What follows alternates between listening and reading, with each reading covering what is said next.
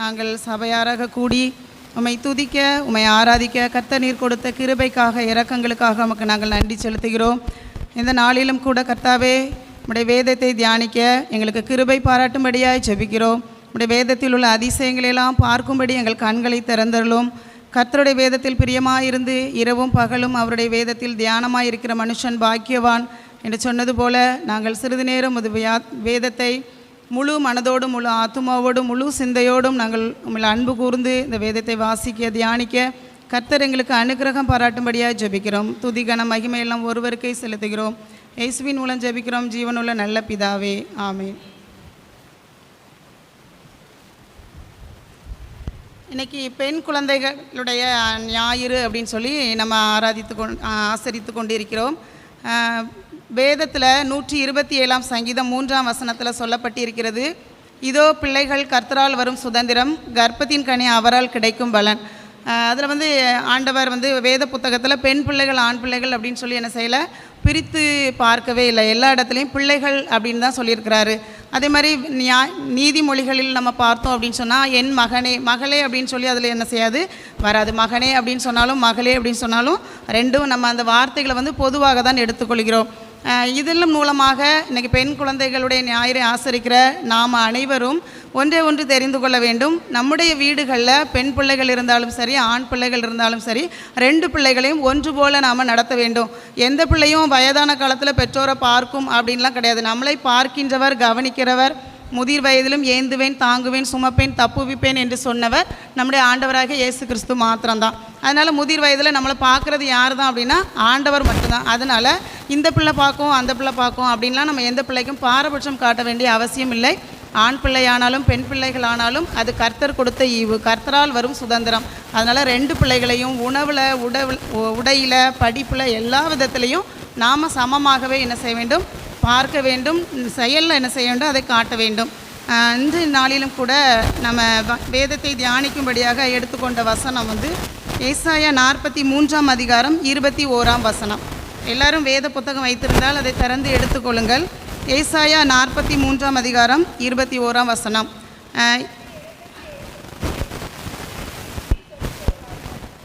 இந்த ஜனத்தை எனக்கென்று ஏற்படுத்தினேன், இவர்கள் என் துதியை சொல்லி வருவார்கள். இன்றைக்கி நான் உங்கள் மத்தியில் பேச போகிற வார்த்தை என்ன அப்படின்னா, நம்ம கர்த்தரை துதிக்க வேண்டும். அல்லேலூயா அப்படிங்கிற சொல்லுக்கு எபிரேய வார்த்தையினுடைய பொருள் கர்த்தரை துதி அப்படின்னு சொல்கிறாங்க. கர்த்தரை துதித்தல்.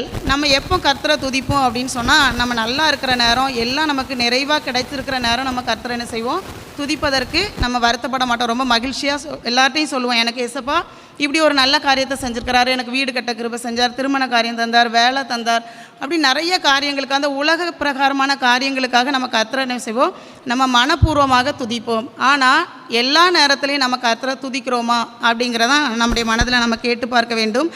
எப்பொழுதெல்லாம் நம்ம கர்த்தரை துதிக்க வேண்டும் அப்படின்னு சொன்னால், சங்கீத புத்தகங்கள் எடுத்துக்கோங்க.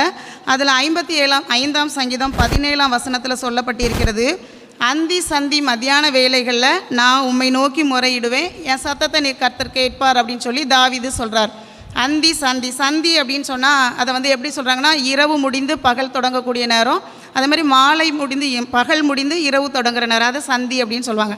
அப்போ அந்தி சந்தி மத்தியான வேலைகளில் நான் ஆண்டவரை நோக்கி கூப்பிடுவேன், ஆண்டவரை நோக்கி தியானம் பண்ணுவேன், முறையிடுவேன், அவர் என் சத்தத்தை கேட்பார் அப்படின்னு சொல்லி தாவீது சொல்கிறார். இது தொடக்க காலகட்டத்தில் தாவீது சொல்லக்கூடிய ஒரு வார்த்தை. அடுத்ததாக 119ஆம் சங்கீதம் 164ஆம் வசனத்தை எடுத்துக்கொள்ளுங்கள். 119ஆம் சங்கீதம் 164. உம்முடைய நீதி நியாயங்களின் நிமித்தம் ஒரு நாளில் 7 தரம் உம்மை துதிக்கிறேன். உம்முடைய நீதி நியாயத்தின் நிமித்தமாக, ஏன்னா நீதியுள்ள நியாயாதிபதி, நீதி நியாயம் செய்கின்றவர். எல்லா இடமும் நீதி அற்று போயிற்று, எங்கு பார்த்தாலும் அநியாயம் தான் நடக்கின்றது. ஆனால் நீதி நியாயம் செய்யக்கூடியவர் யார் அப்படின்னா நம்முடைய ஆண்டவராக இயேசு கிறிஸ்து மட்டும்தான். அதனால் தாவீது சொல்கிறாரு, உம்முடைய நீதி நியாயங்களின் நிமித்தமாக உம்மை ஒரு நாளில் 7 தரம் துதிக்கிறேன். அந்தி சந்தி மதியான வேளையில் துதிக்கிறேன் என்று சொன்னவர் இப்போ ஒரு நாளில் 7 தரம் உம்மை துதிக்கிறேன் அப்படின்னு சொல்கிறார். அடுத்தது சங்கீதம் 35ஆம் அதிகாரம் 28ஆம் வசனம். சங்கீதம் 35:28. என் நாவு உமது நீதியையும் நாள் முழுவதும் உமது துதியையும் சொல்லி கொண்டிருக்கோம். என் நாவு உம்முடைய நீதியையும் நாள் முழுவதும் உமது துதியையும் சொல்லி கொண்டிருக்கும். இப்போ ஒரு நாளில் 7 தரம் துதிப்பேன் என்ற தாவீது இப்போ சொல்கிறாரு, நாள் முழுவதும் நான் என்ன செய்வேன், உம்மை துதிப்பேன். ஏன் துதிப்பேன் அப்படின்னா, சங்கீதம் 35ஆம் அதிகாரத்தை எடுத்துக்கொள்ளுங்கள். 690வது பக்கம். ஏன்னா அவனுடைய சத்துருக்கள் அவனுடைய கடந்து வந்த பாதையை அந்த தாவீது சொல்கிறாரு. என் ஆத்மாவுக்கு படுகுழியை வெட்டினாங்க, குழியில் விழுந்து அழிந்து போவான் அப்படின்னு அழிஞ்சிடணும் அப்படின்னு நினச்சாங்க. கொடுமையான சாட்சிகள்லாம் எனக்கு எதிராக எழும்பினாங்க. என் ரெட்டு அந்த நேரத்தில் எனக்கு உடுப்பாக இருந்தது, என்னுடைய உடை ரெட்டாக இருந்தது. எனக்கு நான் அறியாதவங்க எனக்கு தெரியாதவங்க கூட எல்லாரும் என்ன செஞ்சாங்க, ஓயாமல் எல்லா நேரமும் என்னை நிந்தித்து கொண்டே இருந்தார்கள், என் பேரில் பற்கடித்தார்கள். அப்படிப்பட்ட சூழலில் என்னுடைய ஆத்மாவை அழிவுக்கும் எனக்கு அருமையானது சிங்கக்குட்டிகளுடைய கைக்கும் ஒப்புக்கொடாமல் இருந்த தேவனை நான் என்ன செய்கிறேன், துதிக்கிறேன்னு சொல்கிறாரு. வஞ்சகமான வார்த்தைகளை காரியங்களெல்லாம் என் மேலே என்ன செஞ்சாங்க, எல்லாரும் கருதி கொண்டார்கள். அவனை விழுங்கி விட்டோம் அப்படின்னு சொல்லி என்னுடைய சத்துருக்கள் எல்லாம் நினச்சாங்க. அந்த நேரத்தில் கர்த்தர் எனக்கு என்ன செய்தார், அவருடைய மகிமையை எனக்கு காண்பித்தார். கர்த்தர் எனக்கு நீதியை விளங்க பண்ணினார். அதனால் நான் என்ன செய்கிறேன், நாள் முழுவதும் கர்த்தரை நான் என்ன செய்கிறேன், துதிக்கிறேன் அப்படின்னு சொல்கிறாரு. இப்போ ஒரு நாள் முழுவதும் நான் கர்த்தரை துதிக்கிறேன் என்ற தாவீது சங்கீதம் 34ஆம் அதிகாரம் 1ஆம் வசனம், நமக்கு எல்லாருக்கும் தெரிந்த வசனம் தான். கர்த்தரை நான் எக்காலத்திலும் ஸ்தோத்தரிப்பேன், அவர் துதி எப்பொழுதும் என் வாயில் இருக்கும். இப்போ ஒரு நாள் முழுவதும் நான் துதிப்பேன்னு சொல்கிற தாவீது இப்போ சொல்கிறாரு, கர்த்தரை நான் எக்காலத்திலும் ஸ்தோத்தரிப்பேன். எல்லா காலத்திலையும் நம்ம ஒரு வேளை காலம் அப்படின்னோன்னா நமக்கு 3 காலங்கள் ஞாபகம் வரும். நிகழ்காலம், கடந்த காலம், எதிர்காலம் அப்படின்னு சொல்லி, இல்லைன்னா பருவ காலம், இலையுதிர்காலம், வசந்த காலம், கோடைக்காலம், குளிர்காலம் அப்படின்னு சொல்லி நம்ம நிறைய காலங்களை பிரித்து பார்க்கிறோம். அப்போது இப்போ நான் எல்லா காலத்திலும் என்ன செய்வேன், அது எந்த காலமாக இருந்தாலும் சரி, வெயிலாக இருந்தாலும் சரி, குளிராக இருந்தாலும் சரி, மழையாக இருந்தாலும் சரி, எப்படிப்பட்ட காலமாக இருந்தாலும் நான் என்ன செய்வேன், ஆண்டவரே நான் உம்மை துதிப்பேன் அப்படின்னு சொல்லி தாவீது சொல்கிறாரு. சங்கீதம் 30வது அதிகாரம் எடுத்து வைத்துக் கொள்ளுங்கள். அதில் 12ஆம் வசனம், இறுதி வசனத்தில் அவர் சொல்கிறாரு, என் தேவனாகிய கர்த்தாவே உம்மை என்றென்றைக்கும் துதிப்பேன். இப்போ எல்லா காலத்திலையும் எக்காலத்திலும் துதிப்பேன் என்ற தாவீது இப்போ என்ன சொல்கிறாரு, என்றென்றைக்கும் நான் கர்த்தரை என்ன செய்வேன், துதிப்பேன். ஏன் என்றென்றைக்கும் நான் கர்த்தரை துதிப்பேன் அப்படின்னு சொன்னால், நீர் எதற்காக அந்த கர்த்தரை நான் துதிக்கிறேன் அப்படின்னு சொன்னால், அந்த முதல் வசனத்துலேருந்து அழகாக சொல்கிறாரு, என் சத்துருக்கள் என்னை மேற்கொண்டு மகிழ ஒட்டாதிருந்தீர், என்னுடைய சத்துருக்கள் என்னை மேற்கொள்ள விடாமல் பாதுகாத்தீர், அதற்காக நான் உண்மை துதிக்கிறேன். நீர் என்னை கை தூக்கி எடுத்தீர், நான் குழியில் விழுந்து போன நேரத்துலலாம் நான் என்னை தூக்குவதற்கு யாருமே இல்லை அப்படின்னு நினச்சப்போலாம் நீர் என்ன செஞ்சீர், கை தூக்கி என்னை எடுத்தீர். நீர் என்னை குணமாக்கினீர், என்னை உயிரோடே காப்பாற்றினீர், என்னை காயங்களெல்லாம் கட்டினீர், என்னுடைய புலம்பலை ஆனந்த களிப்பாக மாற பண்ணினீர். நான் புலம்பிக்கிட்டே இருக்கும்போது என்னுடைய கஷ்டத்தை என்னுடைய பிரச்சனையெல்லாம் நினச்சி நான் புலம்பும்போது அவர் என்ன செஞ்சார், தாவீதுடைய வாழ்க்கை நம்ம எல்லாருக்கும் என்ன செய்யும் தெரியும். அப்படிப்பட்ட சூழலில் நீர் என்ன செஞ்சீர், பாதுகாத்தீர், என்னை உயிரோடு காத்தீர், அதனால் நான் உண்மை என்ன செய்கிறேன், என்றென்றைக்கும் துதிப்பேன் அப்படின்னு சொல்கிறாரு. சங்கீதம் 116ஆம் அதிகாரம் 8ஆம் வசனத்தில் பார்த்தீங்கன்னா, 116ஆம் சங்கீதம் 8ஆம் வசனம், என் ஆத்துமாவை மரணத்துக்கும் என் கண்களை கண்ணீருக்கும் என் கால்களை இடறுதலுக்கும் தப்புவித்தீர். ஆத்துமாவை மரணத்துக்கு தப்புவித்திருக்க. எத்தனையோ நேரம் மரணம் வரக்கூடிய விளிம்பில் கூட நம்ம என்ன செஞ்சுருக்கிறோம், போயிருக்கிறோம். ஆனால் அந்த சூழ்நிலையெல்லாம் நம்முடைய ஆத்துமாவை உயிரோடை காத்தவர். கண்களை கண்ணீருக்கு, நிறைய நேரங்களில் நம்ம கண்ணீர் வடித்திருப்போம். கண்ணீர் வடிக்காத அழாத, நான் கூட இருக்கிறேன், நான் உன்னை விட்டு விலகுவதும் இல்லை, கைவிடுவதும் இல்லை என்று சொல்லி நம்மை தேற்றின தேவன். என்று காலை இடறுதலுக்கும் நம்ம இடறி போகின்ற நேரங்களெல்லாம் நம்மளை இடராமல் காப்பாற்றின அந்த தேவனை என்ன செய்கிறேன், நான் என்றென்றைக்கும் நான் என்ன செய்கிறேன், துதிக்கிறேன் அப்படின்னு சொல்லி தாவீது சொல்கிறாரு. இந்த ஆண்டவரை இறுதியாக தாவீது என்ன சொல்கிறார் அப்படின்னு சொன்னால், 146ஆம் சங்கீதம் முதல் 2 வசனங்கள் எடுத்துக்கிட்டோம் அப்படின்னா, என் ஆத்துமாவே கர்த்தரை துதி, நான் உயிரோடு இருக்கும் மட்டும் கர்த்தரை துதிப்பேன். இப்போ ஒவ்வொரு படிப்படியாக தாவீது சொல்லி இறுதியாக என்ன சொல்கிறாரு, நான் உயிரோடு இருக்கும் மட்டும் கர்த்தரை துதிப்பேன் என்று சொல்கின்றார். நாம் அந்த சங்கீதம் 115:18 சொல்கிறாரு, நாமோ இது முதல் என்றென்றைக்கும் கர்த்தரை துதிப்போமாக. இன்றைக்கி தாவீது துதிச்சார் அப்படின்னு சொல்லி நம்ம வாசிச்சுட்டு எத்தனையோ முறை நம்ம அந்த வசனங்கள் எல்லாம் வாசித்திருப்போம், தெரிந்த வசனங்கள் தான். ஆனால் தாவீதுடைய முதல் தொடக்க கட்டம் எப்படி இருந்தது, குறிப்பிட்ட நேரம் அந்தி சந்தி மத்தியான வேலையில் துதிக்கிறேன் என்று தாவீது இறுதியில் என்ன சொல்கிறாரு, நான் என்றென்றைக்கும் நான் உயிரோடு இருக்கும் மட்டும், என்றைக்கு என்னுடைய சுவாசம் என்னட்டு போகுதோ அது வரைக்கும் நான் கர்த்தரை துதிப்பேன் அப்படின்னு சொல்கிறார். அப்படின்னா என்ன அர்த்தம் அப்படின்னா, தாவீது ஆண்டவரோடு உள்ள உறவு ஐக்கியம் என்ன செய்து கூடிக்கொண்டே இருக்கிறது. இன்றைக்கு நமக்கும் இறைவனுக்கும் ஆண்டவருக்கும் உள்ள உறவு எப்படிப்பட்டதாக இருக்கின்றது. இப்படி நம்ம நாள் முழுவதும் அப்படியே நம்ம அதில் ஆவிக்குரிய வாழ்க்கையில் ஆண்டவரை துதிக்கின்றதில் நம்ம மேலோங்கி வளர்ச்சி அடைந்து முன்னேறி கொண்டு இருக்கிறோமா, அல்லது நம்ம எப்படி ஒரு 4 நாள் ஒரு கூட்டத்துக்கு வருவோம், அங்கே சத்தியத்தெல்லாம் ஆலயத்துக்கு ஞாயிற்றுக்கிழமை வருவோம், சத்தியத்தை கேட்போம், ஞாயிற்றுக்கிழமை ரொம்ப ஆண்டவரை துதிக்கணும்னு நினைப்போம், ஆண்டவரை துதிப்போம், வேதத்தை வாசிப்போம், ஜெபிப்போம். அதற்கடுத்த திங்கள் செவ்வாய் புதன் அதை விட நம்ம மேலும் மேலும் இன்னும் அதிகமாக ஆண்டவரை துதிக்கின்றோமா, ஆண்டவரோடு உள்ள ஐக்கியம் உறவு இன்னும் அதிகமாகி கொண்டு இருக்கிறதா? நம்மளை நாம என்ன செஞ்சுக்கிடுவோம், கேட்டு பார்த்து கொள்வோம்.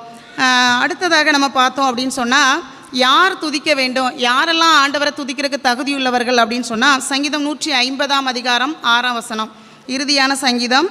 சுவாசமுள்ள யாவும் கர்த்தரை துதிப்பதாக. சுவாசமுள்ள யாவும் கர்த்தரை துதிப்பதாக அப்படின்னு சொன்னால், இந்த உலகத்தில் சுவாசிக்கின்றது அதிகம், மனிதர்கள், விலங்குகள், நிறைய ஜீவனுள்ள பிராணிகள் நிறைய இருக்குது. ஆனால் சுவாசமுள்ள யாவும் கர்த்தரை துதிப்பதாக அப்படின்னு சொன்னால், ஆண்டவருடைய ஜீவ சுவாசத்தை நம்முடைய நாசியில் ஊதி அவருடைய சுவாசத்தை நமக்கு என்ன செஞ்சுருக்கிறாரு, கொடுத்துருக்கிறாரு. அவருடைய சாயலாக சிருஷ்டிக்கப்பட்டிருக்கிறோம். அப்போ தேவனுடைய சாயலாக சிருஷ்டிக்கப்பட்ட தேவனுடைய சுவாசத்தை நம்மள தந்த அந்த ஆண்டவரை நாம் என்ன செய்யணும், துதிப்பதற்கு நாம் தகுதியுள்ளவர்கள். அதனால் நாம் எல்லாரும் என்ன செய்யலாம், எல்லாருமே பாவிகள் தான். பாவிகளை ரட்சிக்க தான் கிறிஸ்து இயேசு உலகத்திற்கு வந்தார். ஆனாலும் நம்ம அவருடைய பிள்ளைகளாக ஒரு இரத்தத்தினால நீதிமான்களாக மாற்றியிருக்கிறார். அதனால் நம்ம ஆண்டவரை துதிக்கிறதுக்கு நம்ம யார், தகுதியுள்ளவர்கள். அப்போ நாம் சுவாசமுள்ள நம்ம எல்லாரும் கண்டிப்பாக ஆண்டவரை என்ன செய்ய வேண்டும், துதிக்க வேண்டாம். அதான் சொல்லியிருக்கு, இந்த ஜனத்தை எனக்கென்று ஏற்படுத்தினேன், இவர்கள் என் துதியை சொல்லி வருவார்கள். நாம மாத்திரம்தான் இறைவனை துதிப்பதற்காக ஏற்படுத்தப்பட்ட ஜனங்கள். அடுத்ததாக யாரெல்லாம் ஆண்டவரை துதிக்க மாட்டாங்க, யாரெல்லாம் துதிக்க வேண்டாம் அப்படின்னு சொன்னால், சங்கீதம் 115 அதிகாரம் 17 வசனம்.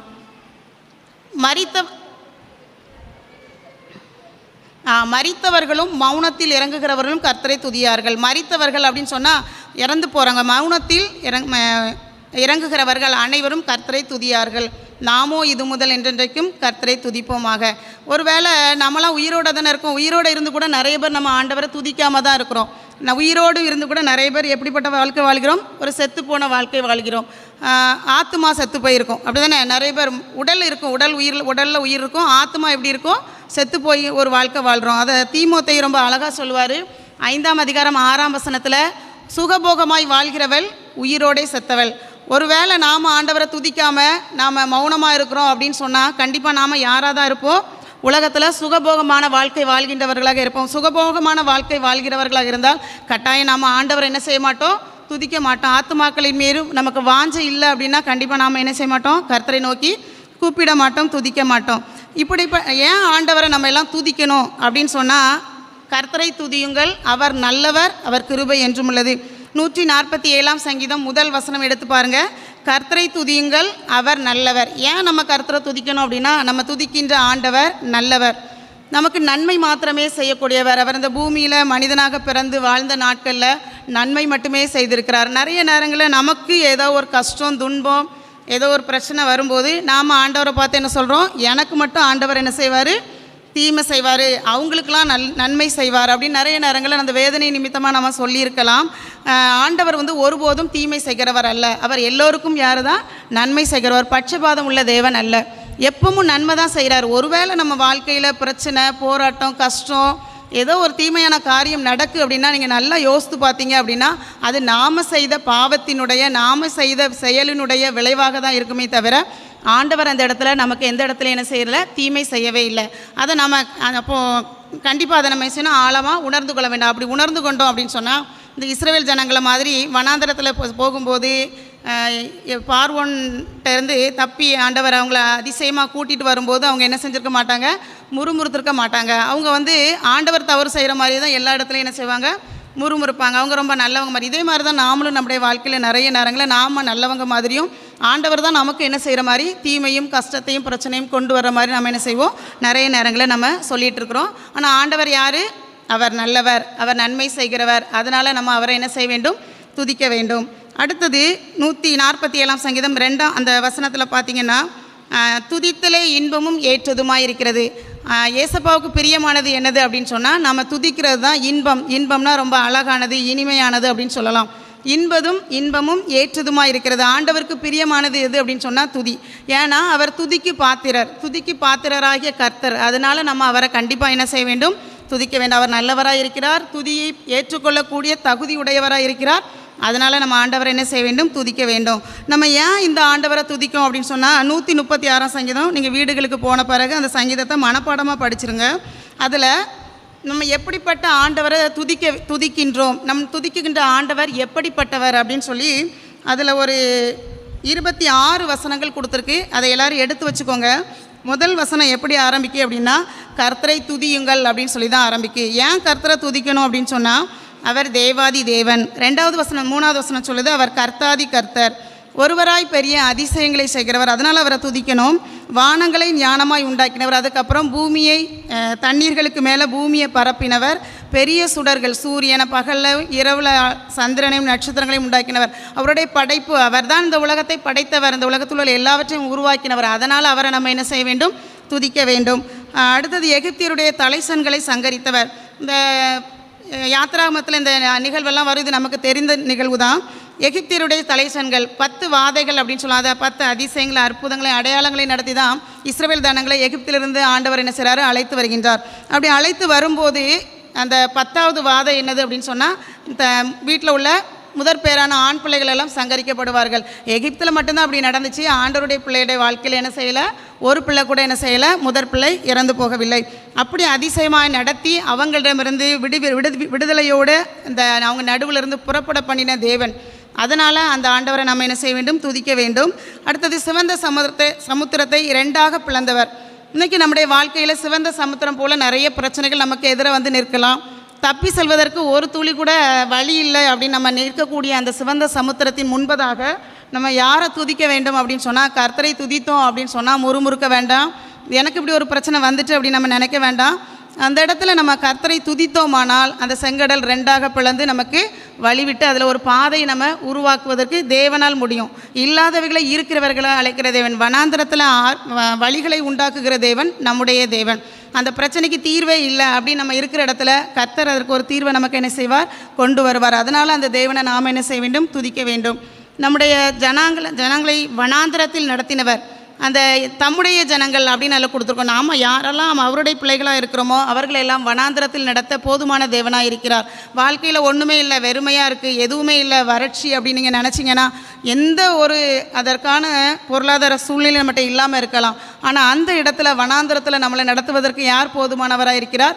ஆண்டவராகிய இயேசு கிறிஸ்து. ஏன்னா இஸ்ரவேல் ஜனங்களுக்கு அப்பமும் தண்ணீரும் அங்கே வர வாய்ப்பே இல்லை, தண்ணி கிடைக்கவே செய்யாது. ஆனால் அந்த இடத்துலையும் ஆண்டவர் கண்மலையை பிளந்து தண்ணீரை கொடுத்து, இறைச்சி, அவங்க என்னென்னலாம் உணவு கேட்குறாங்களோ அதையெல்லாம் கொடுத்து அவர்களை என்ன செய்கிறார்? ஆண்டவர் வந்து வழி நடத்தினார். அதனால் அப்படிப்பட்ட தேவனை நாம் என்ன செய்ய வேண்டும்? துதிக்க வேண்டும். அடுத்தது பிரபலமான ராஜாக்கள். யாரெல்லாம் இஸ்ரவேல் ஜனங்களுக்கு எதிராக நின்றார்களோ அந்த பெரிய பெரிய ராஜாக்களை யாருமே அழிக்க முடியாது என்று சொன்ன ராஜாக்களை எல்லாம் அழித்து சங்கரித்து அந்த தேசத்தையே சுதந்திரமாக கொடுத்த தேவன் நம்முடைய தேவன். அதனால் அவரை நம்ம என்ன செய்ய வேண்டும்? துதிக்க வேண்டும். ஒருவேளை நம்முடைய வாழ்க்கையிலையும் நமக்கு உரிய சுதந்திரத்தை வேறு யாராவது வச்சுருந்தா கூட நம்ம அவங்கக்கிட்ட போய் என்ன செய்ய வேண்டியதில்லை? யுத்தம் பண்ண வேண்டிய அவசியம் இல்லை. நம்ம என்ன செய்ய வேணும்? கர்த்தரை நம்ம துதிக்க மாத்திரம் செய்யலாம். நமக்கு உரியதை ஆண்டவர் நமக்கு என்ன செய்வார்? கைகளில் தருவார். அடுத்தது பார்த்திங்கன்னா, நம்முடைய தாழ்வில் நம்மை நினைத்தவரை துதியுங்கள். தாழ்மையான நேரங்கள் நிறைய, நம்ம ரொம்ப தாழ்மையான தாழ்மை அப்படிங்கிறது வேறு, தாழ்வு அப்படிங்கிறது வேறு. சரியா? தாழ்மை அப்படிங்கிறதா பணிவு அப்படின்னு சொல்லலாம். இதில் தாழ்வில் ரொம்ப ஒன்றுமில்லாத நிலைமையில் எளிமையான குப்பையாக புழுதியில் கிடந்த நம்மளும் ஆண்டவர் இன்றைக்கி எப்படியோ ஒரு உயர்ந்த இடத்துல ராஜாக்களோடும் பிரபுக்களோடும் அமர செய்திருக்கிறார். அந்த கடந்த வாழ்க்கையை நம்ம யோசித்து பார்த்தோம் அப்படின்னா, நம்முடைய தாழ்வில் நம்மை நினைத்தவர், நம்முடைய உறவுகள், நண்பர்கள், சமூகம், நம்மை சார்ந்திருக்கின்ற எல்லோரும் நம்மளை என்ன செஞ்சுருக்கலாம்? நம்முடைய தாழ்வில் நம்மளை நினையாமல் நம்மளை ஒதுக்கி புறக்கணித்திருக்கலாம். அந்த நேரத்தில் நமக்கு கூடவே இருந்து நம்மை கை தூக்கி எடுத்து விட்டவர் யார் அப்படின்னா நம்முடைய ஆண்டவர். அதனால் நம்முடைய தாழ்வில் நம்மை நினைத்தவரை நம்ம துதிக்க வேண்டும். அடுத்ததாக நம்முடைய சத்துருக்களுடைய கையில் இன்று நம்மளை விடுதலை பண்ணினவர். சத்துரு அப்படின்னா நம்ம நிறைய நேரம் நமக்கு யாரெல்லாம் பிடிக்கலையோ அவங்களெல்லாம் நம்ம என்ன செஞ்சுருவோம்?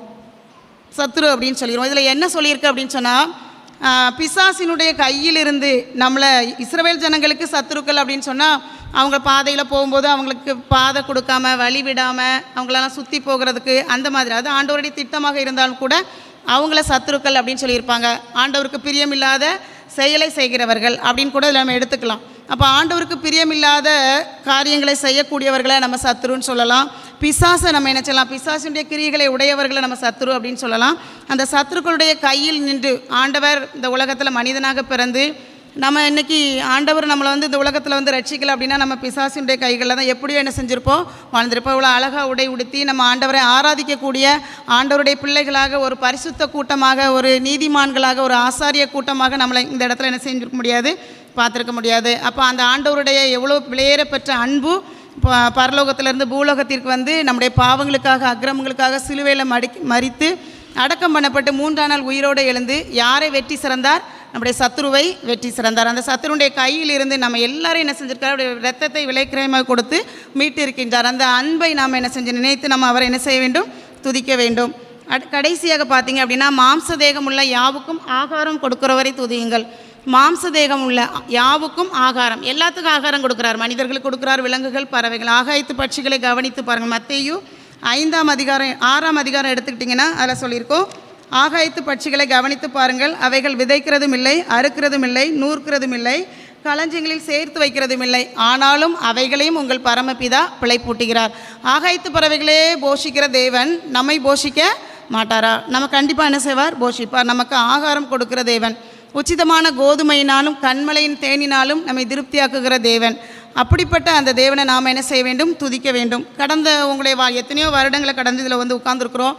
என்றைக்காவது நம்மளை ஆண்டவர் பசியினால் விட்டுருக்கிறாரா, தாகத்தினால் தவிக்க விட்டுருக்கிறாரா, ஒரு நேரம் உணவு கூட இல்லாமல் நம்ம அழுதுட்டு இருந்திருக்கோமா? அப்படியெல்லாம் நம்மளை ஆண்டவர் என்ன செய்யலை, வைக்கலை. ஏதோ ஒரு உணவை நமக்கு தந்து நம்மளை என்ன செஞ்சுருக்கிறார், ஆண்டவர் ஒவ்வொரு நாளும் நடத்தி வந்திருக்கிறார். அதை நினைத்து நம்ம ஆண்டவர் என்ன செய்ய வேண்டும், துதிக்க வேண்டும். இறுதியாக பரலோகத்தின் தேவனை துதியுங்கள். அவர் பூமியில் வந்து அவர் செய்ய வேண்டிய காரியங்கள் எல்லாம் செஞ்சு முடிச்சுட்டு இன்றைக்கி எங்கே இருக்கிறாரு, பரலோகத்தில் வீற்றிருக்கிறார். பரலோகத்தில் வீற்றிருக்கிற தேவனை நாம் துதிக்க வேண்டும். ஏன் அப்படின்னு சொன்னால், மீண்டும் நாமும் ஒரு நாள் இந்த உலகத்தை விட்டு கடந்து எங்கே தான் போக போகிறோம், அந்த பரலோகத்துக்கு போக போகிறோம். அப்போ அந்த பரலோகத்தின் தேவனை துதித்தால் தான் நம்ம அந்த இடத்துக்கு என்ன செய்ய முடியும், போக முடியும். இப்போ அந்த பரலோகத்தின் தேவனை நம்ம துதிக்கிறோம்.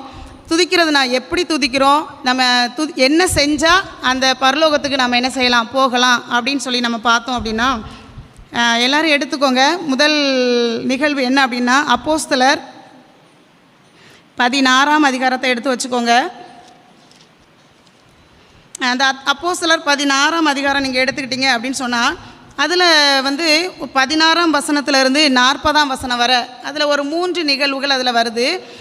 என்ன அப்படின்னு சொன்னால், நமக்கு எல்லாருக்கும் தெரிஞ்சது தான், துதித்தல் அப்படின்னு சொன்ன உடனே நம்ம என்ன சொல்லுவோம், பவுலையும் சீலாவையும் சொல்லுவோம். பவுலும் சீலாவும் சிறைச்சாலையில் என்ன செஞ்சாங்க, பாடி ஜெபம் பண்ணி துதித்தார்கள் அப்படின்னு நம்ம எல்லாருக்கும் தெரியும். அந்த பவுலும் சீலாவும் என்ன செய்தார்கள் அப்படின்னு சொல்லி நீங்கள் பார்த்தீங்க அப்படின்னா, 12ஆம் வசனத்திலேருந்து பார்த்தீங்கன்னா, பிலிப்பு அப்படிங்கிற ஒரு பட்டணம், சரியா, ரோமர்கள் குடியேறக்கூடிய ஒரு பட்டணத்தில், பிலிப்பு அப்படிங்கிற பட்டணத்துக்கு பவுலும் சீலாவும் ஊழியம் செய்கிறதுக்காக கடந்து போகிறாங்க. அப்படி ஊழியம் செய்ய போகும்போது அங்கே அவங்க ஒரு இடத்துல பெண்கள் எல்லாம் கூடி என்ன செய்கிறாங்க, வந்திருந்த எல்லாருக்கும் ஆண்டவரை பற்றி உபதேசம் பண்ணுறாங்க. எல்லோரும் கூடி ஜெபம் பண்ணுறாங்க. அந்த இடத்துல தியத்திரா ஊராளாகிய லீதியாள் அப்படின்னு சொல்லி ஒரு பெண் இருக்கின்றாள். முதல்ல நம்ம பார்க்க போகிற பெண் யார் அப்படின்னா, லீதியாள். அவள் வந்து தியத்திரா ஊரை சார்ந்தவள், தேவனை வழங்குகிறவள், இரத்தாம்பரம் விலையுறந்த அந்த ஆடையை விற்கக்கூடியவள். அந்த தியத்திரா ஊராளாகிய அந்த லீதியாள் அந்த பவுல் சொல்கின்ற அந்த வார்த்தைகளை, உபதேசத்தை, கர்த்தருடைய வார்த்தையை கேட்டுக்கொண்டிருக்கிறார். கர்த்தர் அவருடைய இருதயத்தை திறந்தருளினார். அந்த வசனத்தை கேட்கும்படியாக அவருடைய உள்ளத்தை ஆண்டவர் என்ன செய்கிறாரு, திறக்கின்றார். அவள் அந்த ஆண்டவரை என்ன செய்கிறார், தன்னுடைய உள்ளத்தில் ஏற்றுக்கொள்கின்றாள். பவுலும் சீலாவும் சொல்லுகிற அந்த கர்த்தருடைய வார்த்தையை அவருடைய உள்ளத்தில் ஏற்றுக்கொள்கின்றாள். அவளுடைய உள்ளத்தில் ஒரு மாற்றம் ஏற்படுகின்றது. அடுத்த வசனத்தில் நீங்கள் பார்த்தீங்கன்னா, அவளும் அவள் வீட்டாரும் ஞானஸ்நானம் பெற்றார்கள். அங்கே ஒரு ரட்சிப்பு என்ன செய்கிறது, ஒரு ஆண்டவருடைய ரட்சிப்பு அங்கே என்ன செய்கிறாரு, பவுல் அந்த இடத்துல செய்கிறார். ஆண்டவரை பற்றி சொல்கிறாரு. அங்கே ஒரு ஆத்மா மட்டுமல்ல, அவளும் அவள் வீட்டாரும். ஒருவேளை அவள் வீட்டாருடைய எண்ணிக்கை கொடுக்கப்படலை, குறைந்தபட்சம் அப்படின்னா அம்மா அப்பா அவள் இருக்கலாம். திருமணம் ஆகியிருந்தால் அவள் அவருடைய கணவன் பிள்ளைகள் அப்படின்னு இருந்திருக்கலாம், சரியா. குறைந்தபட்சம் ஒரு 3-4 பேர் அந்த இடத்துல என்ன செய்கிறாங்க, அந்த லீதியாலும் அவள் வீட்டாரும் ஞானஸ்நானம் பெற்றார்கள். இது ஒரு நிகழ்வு. இது வந்து பிலிப்பு பட்டணத்தில் பவுல் சீலாவும் போன உடனே நடந்தது. 2வது ஒரு நிகழ்வு நடக்க பாருங்கள். அதில் அவள் என்ன சொல்கிறா அப்படின்னா, அவங்க வீட்டுக்கு ரொம்ப வருந்தி கூப்பிட்றா, எங்கள் வீட்டுக்கு வாங்கன்னு சொல்லி பவுலையும் சீலாவையும். அப்போ சொல்கிறா, ஒரு வார்த்தை சொல்கிறா, நீங்கள் என்னை கர்த்தரிடத்தில் விசுவாசம் உள்ளவள் என்று எண்ணினால், கர்த்தரிடத்தில் விசுவாசம் உள்ள பெண்ணுன்னு நான் நினச்சேன்னா நீங்கள் என் வீட்டுக்கு என்ன செய்யலாம், வரலாம், இல்லைனா வர வேண்டாம் அப்படிங்கிற அர்த்தத்தில் அவள் என்ன செய்கிறா, சொல்கிறா. இன்றைக்கி நம்ம வீட்டுக்கு நம்ம அப்படி இந்த வார்த்தையை சொல்லி கூப்பிட முடியுமா? நான் கர்த்தரிடத்தில் விசுவாசம் உள்ளவள் என்று எண்ணினால் நீங்கள் எங்கள் வீட்டுக்கு வாங்க அப்படின்னு சொல்லி நம்ம கூப்பிடக்கூடிய இடத்துல நம்முடைய வாழ்க்கை இருக்கின்றதா? இல்லைனா என் வீட்டில் கஷ்டம், எனக்கு பிரச்சனை, துன்பம், என் கஷ்டம் நீங்கிறதுக்காக ஜெபிக்க வாங்க அப்படி நம்ம என்ன செஞ்சிட்ருக்கோமா, கூப்பிட்டு கொண்டு இருக்கோமா? ஒரு வேளை உலக பிரகாரமான காரியங்களுக்காக நம்ம ஆண்டவரை தேடிக்கொண்டிருந்தோமானால் இந்த உலகத்தில் உள்ள மற்றவர்களை காட்டிலும் நம்முடைய வாழ்க்கை எப்படிப்பட்டதாய் மாறிவிடும், பரிதபிக்கப்படத்தக்கதாய் மாறிவிடும். உலக பொருளுக்காக நம்ம ஆண்டவரை தேட வேண்டிய அவசியம் இல்லை. முதலாவது தேவனுடைய ராஜ்யத்தையும் அவருடைய நீதியும் தேடுங்கள், அப்பொழுது இவைகள் எல்லாம் உங்களுக்கு கூட கொடுக்கணும். ப்ளஸ் போனஸாக நமக்கு எல்லாத்தையும் என்ன செஞ்சிருவார், தந்துடுவார். அப்போ நம்ம செய்ய வேண்டிய காரியம், ஆண்டவரை மாத்திரம் என்ன செய்ய வேண்டும், துதிக்க வேண்டும். அடுத்தது 2வது பாருங்கள், அந்த இடத்துல ஜெபம் பண்ண போகிறாங்க.